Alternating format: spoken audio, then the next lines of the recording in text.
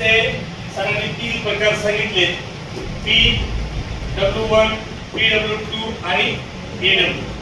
AW म्हणजे action word, PW2 म्हणजे power word 2 आणि PW1 म्हणजे पॉवर वर्ड 1. अजून ही संकल्पना आपण थोडीशी क्लिअर करून जेणेकरून तुम्हाला अजून वाक्यरचना किंवा काळ ओळखणे किंवा त्याचा शब्दशः अर्थ चांगल्या पद्धतीने लावता यायला पाहिजे. आता हा PW1 आणि PW2 आणि AW नेमकं वाक्यात करतो काय? अगाशी सर इकडे बघा, मी तुमच्यासाठी सांगेल, तुम्ही वाटून त्याच्यानुसार या अँकर वर्डचं 3 याच्यात रूपांतर होईल. शब्दशः अँकर वर्ड लक्षात ठेवायचं असेल तर वाक्याचा असा भाग लक्षात ठेवा त्याच्याशिवाय वाक्याला अर्थ पूर्ण होणार नाही. राईट. पण मग हा पॉवर वर्ड आणि पॉवर वर्ड 2 आणि ऍक्शन वर्ड म्हणजे कसा ते पहा. तर आपल्याकडे वाक्यामध्ये एक कर्ता असणार आहे. काय असणार आहे? कर्ता, ज्याला आपण इंग्रजीमध्ये सब्जेक्ट म्हणतो. बरोबर आहे. या सब्जेक्ट बद्दल फक्त 3 पद्धतीने माहिती सांगणारे 3 शब्द म्हणजेच अँकर वर्ड. कर्ता आहे, कर्त्याबद्दल 3 पद्धतीने वेगवेगळी माहिती सांगणारे 3 वेगवेगळे शब्द म्हणजेच अँकर वर्डचे 3 प्रकार. पहिला आहे P1, दुसरा आहे P2 आणि तिसरा आहे AW. मग आपण वाक्यातल्या कर्त्याबद्दल कधीही बोलणार असो किंवा त्याच्याबद्दल माहिती सांगणार असो किंवा असणार आहोत तर आपण ती माहिती 3 पद्धतीने सांगत असतो. पहिली पद्धत काय? पहिली पद्धत म्हणजे त्या कर्त्याचं वर्णन असणार आहे. वर्णन काय असणार आहे? वर्णन. दुसरी पद्धत काय? दुसरी पद्धत काय? पहिली पद्धत त्या कर्त्याचं वर्णन आहे. दुसरी पद्धत काय? मालकी हक्क आहे. आणि तिसरी पद्धत काय? तर क्रिया आहे. म्हणजे कर्त्याविषयी तुम्ही माहिती सांगणार, 3 गोष्टीला सांगणार. एक तर त्या कर्त्याचं वर्णन करणार आहे, दुसरं तर त्या कर्त्याची मालकी सांगणार आहे आणि तिसरं त्या कर्त्याची क्रिया सांगणार आहे.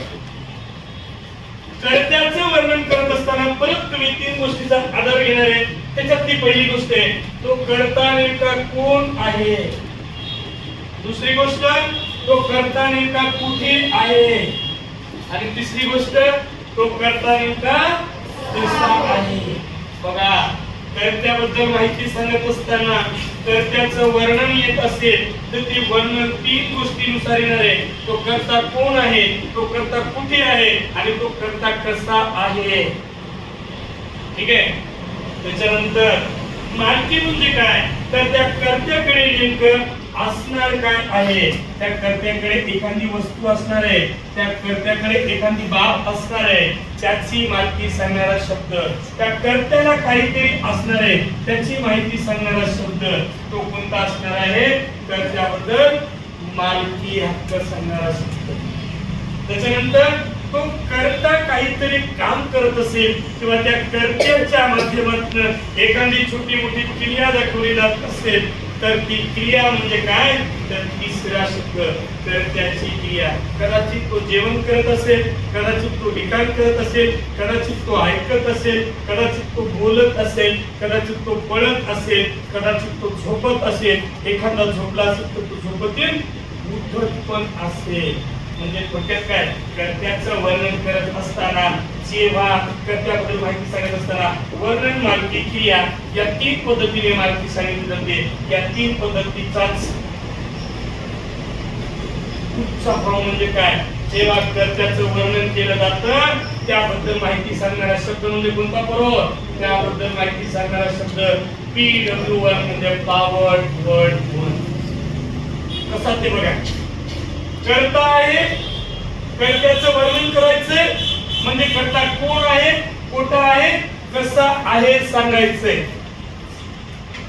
बरोबर आहे. तुमचा एखादा मित्र आहे, त्याच्याबद्दल तुम्ही माहिती सांगणार आहे. My friend is a doctor in Pune किंवा इन जे हॉस्पिटल. बघा कर्ता कोण आहे? My friend. माय फ्रेंड म्हणजे कोण? जे बोलायला आहे त्याचा फ्रेंड, माझा मित्र. कोण आहे? डॉक्टर आहे. कुठे आहे? मुंबईला आहे. कुठे आहे? जे हॉस्पिटलला आहे. कसं आहे? तर स्पेशालिस्ट आहे किंवा गुड डॉक्टर आहे. जेव्हा कर्त्याचं वर्णन करणारे शब्द वाक्यात येणार आहेत तेव्हा त्या शब्दांना तुम्हाला PW1 असं म्हणायचं. आणि ते शब्द कोणते असणार आहेत? कोणते? आय का क्षमा नाही. कोणते? and is are and is are. अजून was आणि were. अजून will be. बघा and is are was were will be हे शब्द कर्त्याचं वर्णन करत असताना कर्ता कोण आहे, कर्ता कुठे आहे, कर्ता कसा आहे हे सांगतात. म्हणून यांचा समावेश कशात केला जातो? Power word 1. आता पॉवर वर्ड 1 झाला. आता पॉवर वर्ड 2 काय आहे ते बघूया. आपण सांगितले कर्त्याचं वर्णन करत असताना कर्त्याकडे असलेल्या बाबीची मालकी जर सांगितली जात असेल तर त्या मालकी सांगणाऱ्या शब्दाचा समावेश PW2 मध्ये होतो. म्हणजे पॉवर वर्ड 2. मग हे शब्द कोणते असणार आहे? तुमचाच मित्र घ्या जो डॉक्टर होता. डॉक्टर आहे म्हणजे त्याच्याकडे काय काय असणार आहे? दवाखाना असणार आहे, घर असणार आहे, गाडी असणार आहे. ती पण लोकांची असणार आहे का? स्वतःची. मग तुम्ही लिहिणार माय फ्रेंड हॅव का हॅज? Has a car. आता माय फ्रेंड हॅव का हॅज ने विचारलं, हॅज काय येते ते कळायला पाहिजे. माय फ्रेंड म्हणजे कोण? माझा मित्र. आणि माझा मित्र कोण आहे? एखादा माणूस आहे, एखादा मुलगा आहे. म्हणजे तो कोण आहे? ही आहे. आणि हिच्या पुढे कोण येते? हॅज. म्हणून माय फ्रेंड हॅज येते, हॅव येणार नाही. माय फ्रेंड हॅज येते. लक्षात घ्या, वाक्याचा आपल्याला मराठीत अर्थ कळला पाहिजे, मग त्याचं इंग्रजीत रूपांतर योग्य होते. माय फ्रेंड म्हणजे कोण? माझा मित्र. माझा मित्र कोण आहे? एखादा माणूस किंवा व्यक्ती आहे. आणि माणूस आणि व्यक्तीला आपण काय म्हणतो? तोला इंग्लिश मध्ये काय म्हणतात? ही. म्हणून ही हॅज अ कार म्हणू शकतो. सी हॅज अ कार म्हणू शकतो. बरोबर आहे? सी हॅज अ कार म्हणू शकतो. त्याच्यात अजून एक छोटी तुम्हाला आयडिया करू शकतो. हॅव हे आय सोबत आलेला आहे. हॅव हे वी सोबत आलेला आहे.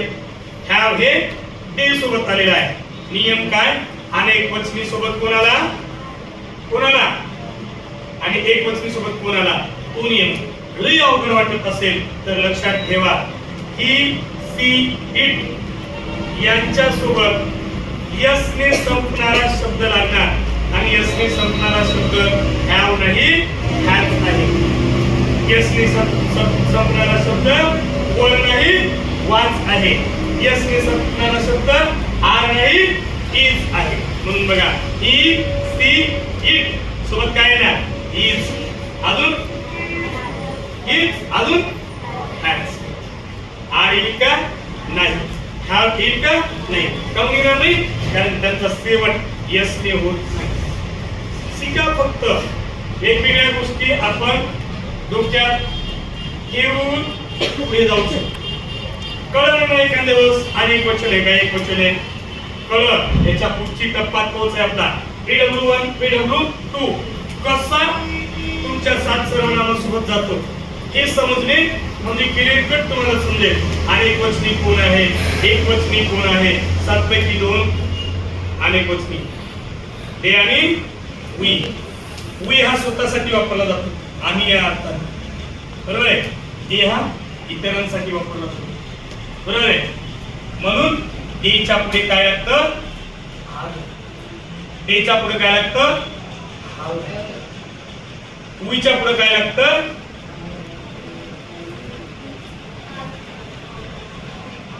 उईच्या पुढे हा का लागतं?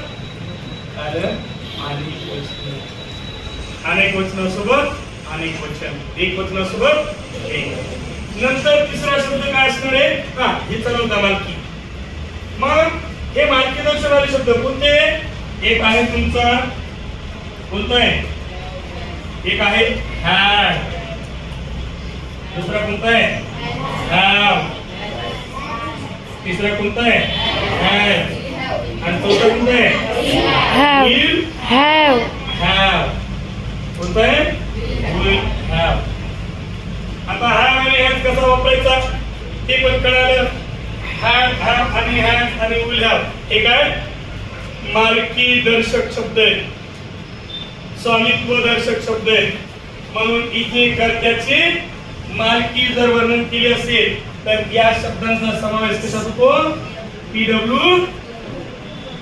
येणाऱ्या काळात तुम्हाला फाइंड द एरर नावाचा प्रश्न येईल तेव्हा he is a good boy असं वाक्य आहे. म्हणजे he dot dot dot good boy. आता गुड बॉय मुलाचं काय केलेलं आहे? वर्णन केल्यामुळे तुम्ही तिथं पीडब्ल्यू वनच टाकणार. मग वाक्य वर्तमान काळी असेल तर वर्तमान काळाचा पीडब्ल्यू वन टाका, भूतकाळी असेल तर भूतकाळाचा आणि भविष्यकाळी असेल तर भविष्यकाळ. नाही. नंतर असं वाक्य दिलं की डॉट डॉट डॉट.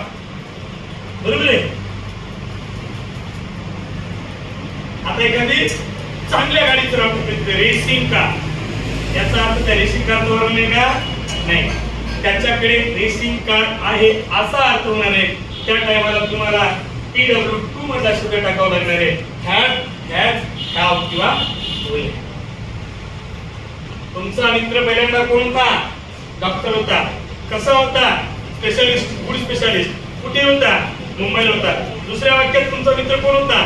डॉक्टरच होता, परंतु तुझ्याकडे काय होतं? कार होती. आता तिसरा वाक्य तुमच्या मित्राचं घ्या. तुमचा मित्र तुमच्याबद्दल काय करतो हे सांगणारा अर्थ असला पाहिजे. म्हणजे तिथे आपल्याला क्रियेचा बोध झाला. माय फ्रेंड. ज्याला जे वाटते ते करा. कोणाचा मित्र तुम्हाला शिकवत असेल तर मला शिकवतो. कोणाचा मित्र तुम्हाला मार्गदर्शन करत असेल तर मला तो मार्गदर्शन करतो. कोणाचा मित्र कोणाला मदत करत असेल तर मला मदत करतो.